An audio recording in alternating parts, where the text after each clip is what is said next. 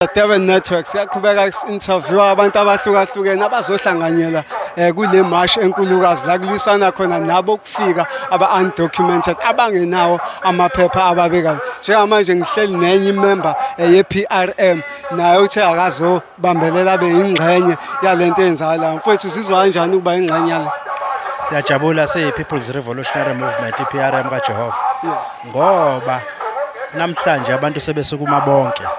Sathi masukumi kakhulukazi ngo-2014 Yes. ngaphambi kokuthi even i-PRM yakhiwe.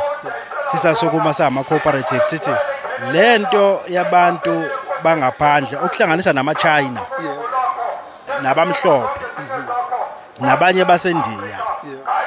kumele uhulumeni aqikelele ukuthi uyabavimba bangeni noma kanjani la eSouth Africa. Namhlanje sebegcwele.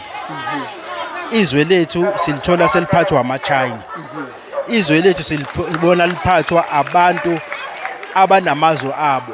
Thina la esingavumelekile ukuthi siyodayisa khona emgwaqweni. Yeah. Abantu badayisa izinto esikwaziyo ukuyidayisela thina. Abantu bathatha imisebenzi yabantu base-South Africa.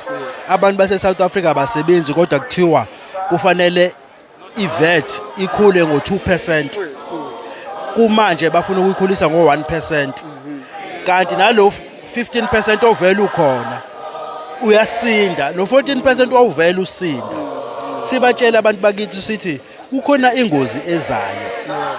Gadani kwathi i-PRM i-xenophobic, ayibathanda abanye abantu. Sathi asikhulumi ngabantu abamnyama abafana nathi kuphela ngokwebala. Sikhuluma nangama-China. Kukhona izinto ezidayiswa ama-China kufanele ngabe zidayiswa ama-South Africans. Abasebenzi bendwangu bavaliwe manje ngenxa yokuthi ama-China yiwo asedayiswa indwangu. Ziningi izinto ekufanele ngabe zenziwa ama-South Africans ukuba lo hulumeni okhona walenhlangano eyigebengu uyasinakekela. Ngakho-ke uma abantu sebeqala ukusukuma kanje sithi kuthina siyi-PRM, i-People's Revolutionary Movement, mina njengomongameli we-PRM yilento esasisho ukuthi ekugcineni abantu bazosukuma.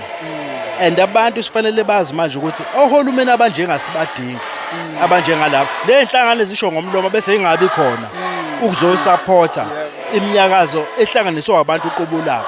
Sikhona nathi njenge-PRM ngoba sifuna ukutshengisa ukuthi lento eseniyenza yile esiyimele. Hayi ngoba sasifuna ukuvotelwa kodwa sasiyikhuluma singafune ukuvotelwa. Siyayikhuluma. Abantu abangabona abala abase-Afrika, ama-China, ama-Pakistan bonke mabahamba besiyeke. Uma beze namakhono esingenawo. Uma beza abezo-investor ngesizathu sokuthi umthetho wase-South Africa uthi kufanele bebe no-5 million. Laba bantu abala bagcwele yonke lemigwaqo abanawo 5 million abazo-investor la ukuzo-trader. Nababalekayo bebalekela izimpi bafika la bezocasha la akuyona izwe lokucasha leli. Izwe lethu esilithandayo. Uma bezocasha abadeclarewe beka home affairs bekwazi ukuthi baziwe ukuthi la kunabantu abathi babalekele izimpi emazweni abo.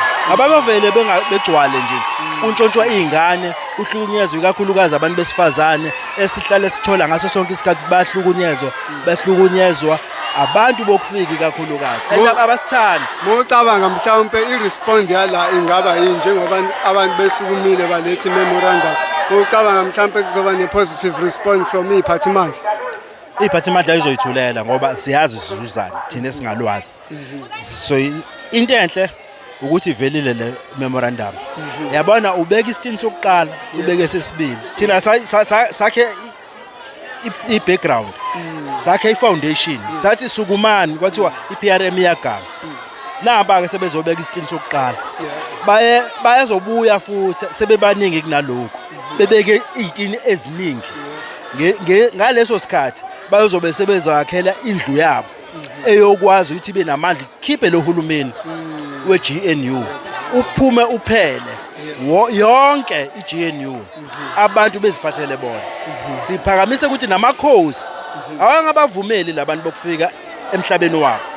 Siphakamisa indlunkulu ukuthi indlunkulu umhlaba wayo lo wakaZulu.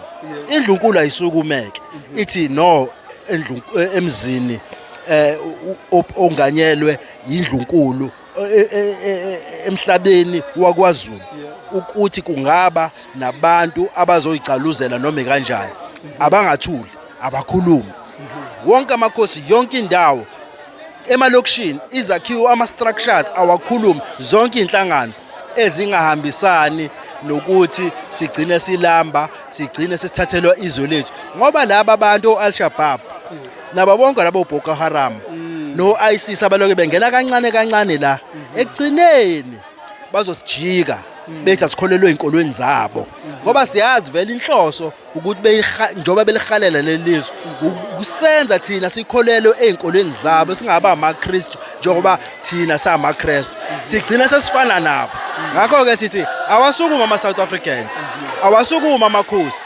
ayisukuma iy'nduna abaxoshwe yonke indawo abaxoshwe yonke indawo. Haleluya. Usho njalo-ke umengameli we-PRM uncanca zonke iy'nhlaka ey'khona ukuthi azikhulume azisukume zenze something to get rid of undocumented foreign nationals. This is Durban Network.